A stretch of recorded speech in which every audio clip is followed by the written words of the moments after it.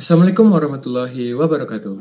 Selamat malam, selamat pagi, selamat siang, selamat sore kepada Bapak dosen yang terhormat. Di sini kami akan menjelaskan final report dari hasil kerjasama kami, kerja kelompok kami untuk tugas besar computational thinking. Kami dari kelompok 9 dari kelas 29. Nah, untuk anggota kelompok tersendiri yang pertama kepada saudara Alvar dipersilahkan. Assalamualaikum warahmatullahi wabarakatuh. Perkenalkan, nama saya Muhammad Aufar Rizky Kusuma, biasa dipanggil Aufar, dengan NIM 196241138. Terima kasih. Nah, selanjutnya dengan saya sendiri dengan nama Dinar Natali Situmorang dengan NIM 196241103. Selanjutnya ada Brian Azraki Muhammad dengan NIM 196241133. Nah, selanjutnya kepada saudara Philip kami persilahkan. Halo, perkenalkan nama saya Philip Hamara dengan NIM 196241114. Terima kasih. Nah, selanjutnya kepada saudara Ilona saya persilahkan.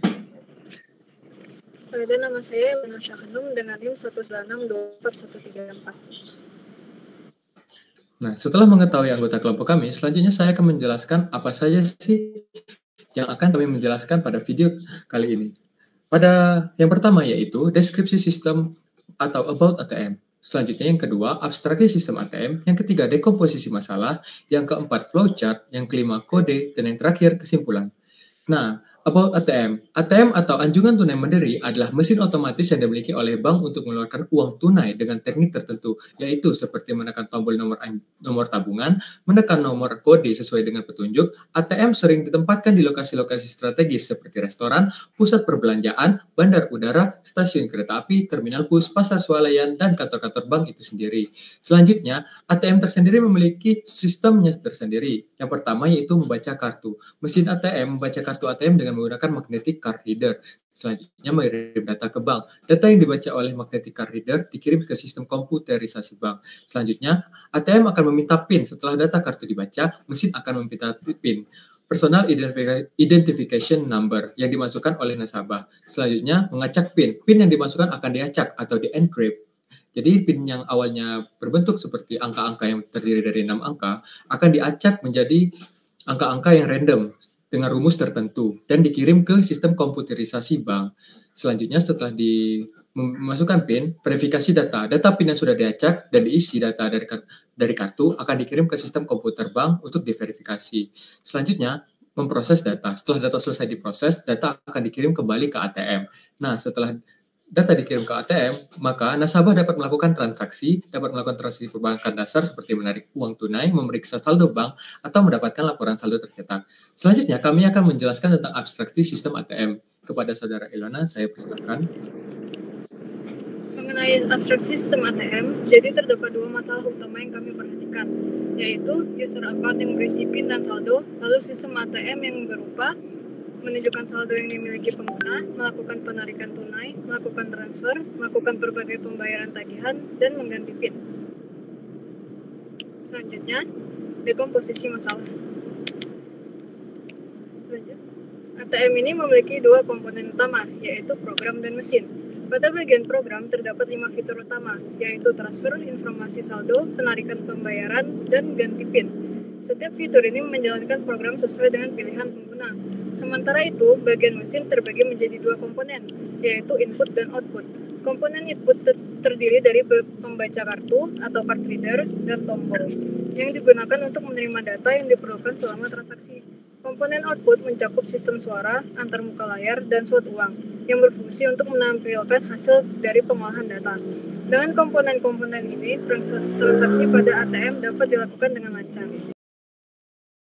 Selanjutnya kami akan menjelaskan tentang flowchart atau metodologi pembuatan program ATM disajikan dalam bentuk flowchart sebagai berikut. Akan dijelaskan oleh Philip. Kepada Philip kami persilahkan. Iya, jadi kita bisa lihat di sini, inilah flowchart utama dari program kami. Jadi kita langsung lihat ada flowchart untuk pembuatan akunnya dan juga untuk ATM-nya. Jadi kita mulai dengan flowchart pembuatan akunnya. Jadi untuk mulai kita akan membuat rekening baru dan kita memerlukan nama lengkap, tanggal lahir, PIN, dan saldo awal. Dan kita ada pengecekan di sini. Waktu kita masukkan PIN, kita juga perlu mengkonfirmasi PIN itu, supaya itu bisa menjadi PIN kita. Jika sudah dikonfirmasi, maka sudah selesai. Dan kita masuk ke bagian ATM. Jadi untuk mulai kita tentu saja harus masukkan PIN kita. Dan kalau PIN kita tidak sesuai dengan PIN yang kita masukkan, maka kita tidak bisa masuk. Kita harus ulang lagi, ya kan? Jadi misalkan kita sudah masuk, yang pertama kita harus pilih bahasa. Jadi di program kami sudah membuat 2 versi, yaitu bahasa Indonesia dan bahasa Inggris. Jadi dalam program ini kita akan masuk ke menu utama yang berisi 6 pilihan, yaitu informasi saldo, penarikan tunai, transfer antar bank, pembayaran/pembelian, ganti PIN, dan selesai transaksi. Dan setelah kita melakukan setiap proses transaksi yang diinginkan, kita bisa memilih opsi lanjut transaksi atau tidak. Kalau iya, kita akan lanjut, dan kita bisa pilih lagi kita mau lakukan transaksi apa. Kalau tidak, maka kita akan menyelesaikan. Transaksi sudah selesai di ATM. Jadi kita bisa lanjut ke slide berikutnya. Nah, ini flowchart untuk cek saldo, lumayan simple. Jadi kita mulai, dan kita akan menampilkan saldo yang berada pada rekening kami, yaitu selesai. Selanjutnya, ya jadi ini flowchart penarikan tunai. Jadi kita mulai, yaitu ada menu penarikan cepat. Jadi di sini kita akan melihat 5 opsi untuk penarikan tunai, yaitu 50.000, 200.000, 500.000, 1 juta, dan jumlah lainnya. Dan jumlah lain ini juga minimumnya 50.000 dan maksimumnya 1.250.000 dengan ketentuan bahwa angka ini habis dibagi 50.000. Jadi kita lihat bahwa misalnya kita mau tarik 50.000. Kalau saldo kita tidak mencukupi, maka itu akan memberi output saldo tidak mencukupi dan selesai, transaksi tidak selesai. Tapi misalnya saldo kita mencukupi, maka saldo kita akan dikurangi sebesar nominal yang kita tarik. Dan setelah itu akan ditampilkan Anda berhasil menarik nominal Anda, sisa saldo Anda adalah blah. Sekarang kita ada pilihan untuk cetak resi atau tidak. Kalau tidak, langsung selesai. Kalau iya, maka kita mendapatkan resi. Dan selesai. Lanjut. Jadi ini flowchart transfer. Jadi dapat kita lihat, pertama kita dikasih pilihan ingin melihat list kode bank atau tidak. Jadi misalnya iya, maka kita akan diberi tampilannya. Selanjutnya kita akan masukkan rekening tujuan dan juga nominal transfer. Dan kalau kita punya saldo mencukupi, maka kita akan dibawa ke screen konfirmasi. Kalau iya, maka saldo kita akan dikurangi sebesar nominal dan juga kita akan diberi resi. Selesai. Lanjut. Jadi flowchart pembayaran / pembelian kita ada 3, yaitu pembayaran telepon, listrik, dan air. Lanjut. Yang pertama yang telepon, ya kita masukkan nomor telepon dan pilih nominal pulsa. Seperti biasa, kita ada beberapa pilihan nominal, dan kalau saldo kita mencukupi, maka kita akan dibawa ke screen konfirmasi pembayaran. Setelah dikonfirm, maka saldo kita akan kurang dan resi dicetak. Selesai. Untuk pembayaran listrik kurang lebih sama, tapi ini untuk listrik ya. Jadi lanjut aja. Ini untuk pembayaran air / PDAM. Jadi kita ada list kode PDAM juga, kita bisa tampilkan atau tidak. Setelah itu kita masukkan nomor pelanggan kita, dan kita akan melihat tampilan data transaksi kita. Dan kalau kita bisa membayar, maka kita akan membayar, dan resi juga dicetak. Lanjut. Ini flowchart terakhir, yaitu ganti PIN. Yang pertama kita masukkan PIN lama kita. Dan jika betul, kita akan masukkan PIN baru yang kita mau dan juga mengkonfirmasinya. Dan jika sudah terkonfirmasi, maka PIN kita berhasil diganti. Selesai. Baik, selanjutnya saya akan coba untuk menjelaskan terkait dengan kodenya. Nah, karena memang kodenya lumayan banyak, jadi kita akan langsung saja ke VS Code-nya. Saya akan berpindah, saya akan share screen dulu untuk ininya. Sebentar, window, dan saya akan Python, tools. Ya, oke. Dan ini kita ganti. Ya, jadi kita akan eh, mencoba menjelaskan untuk simulasi daripada programnya. Jadi untuk programnya sendiri ya kita akan mulai run. Coba misalkan kita run Ctrl R dan di sini kita akan ditunjukkan kita disuruh untuk mengisi datanya. Misalkan saja kita isi dengan nomor data saya sendiri, misalkan ya. Kemudian silakan dibuat pin dulu 1 2 3 4 misalkan. Dan kemudian 1 2 3 4 kembali. Misalkan saya orang kaya ya, saya masukin aja saldonya berapa puluh juta dan kemudian akan ditampilkan data-datanya yang tadi sudah dimasukkan ya. Dan kemudian setelah beberapa saat kita akan memasukkan kartunya. Ya, jadi akan ada akan ada animasinya.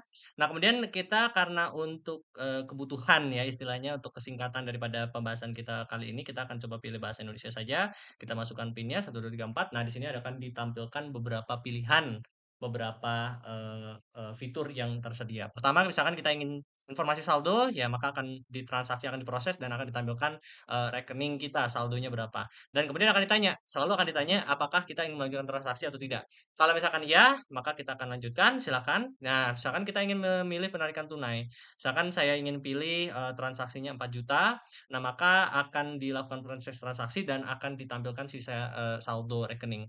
Apakah ingin mencetak resip? Ya, misalkan kita pilih ya dan akan ditampilkan seperti ini. Nah, apakah mau dilanjut transaksi lagi? Nah, silakan bisa dimasukkan. Misalkan kita ingin melanjutkan transaksi lagi. Nah, misalkan kita ingin lanjut ke transfer misalkan. Nah, transfer di sini akan ditampilkan seperti ini ya. Jadi kita diminta untuk apa? Kita diminta untuk memasukkan apa istilahnya rekening tujuan beserta dengan kode banknya. Nah, baiknya kita melihat dulu kode banknya apa. Nah, ini adalah kode bank yang tersedia. Jadi tolong diingat, misalkan kita ingin pilih 005 atau ya. 005 adalah Bank Citibank ya. Nah, Citibank itu nah transaksi akan dilanjutkan. Nah, ini kita masukkan 005 ya, kemudian diikuti dengan 5 nomor rekening bank. Yang misalkan 1 2 3 4 5. Nah, nama penerimanya misalkan Philip misalkan. Dan jumlah yang akan yang akan dimasukkan tentunya harus memperhatikan bahwa saldonya itu jumlah nominal yang dimasukkan tidak boleh melebihi daripada saldo yang kita miliki. Ya, jadi misalkan kita masukkan 1 2 3 4 5 6. Nah, akan diproses ya. Dan ini akan ditampilkan, oh ternyata banknya adalah Citibank. Ya, jadi dengan kita memasukkan nomor rekening saja bisa diidentifikasi banknya itu tujuannya kemana. Apakah sudah sesuai datanya? Ya udah kita masukkan ya. Dan transaksi akan diproses dan ini adalah resipnya atau resinya. Ya, jumlah transfer adalah sekian dengan waktu transaksi sekian. Baik, selanjutnya kalau misalkan kita ingin melanjutkan ke pembayaran, ya pembayaran kita misalkan ingin telepon atau HP, ya. Telepon atau HP, akan ditampilkan misalkan 085693775059. Nah, kemudian akan ditampilkan beberapa jumlah nominal yang mungkin, ya misalnya kita pilih 25.000. Nah, ini adalah nomor handphonenya, ya, dengan totalnya 26.000 karena ada biaya admin gitu ya. Nah, apakah kita ingin memproses transaksinya? Ya misalkan iya, misalkan sudah sesuai.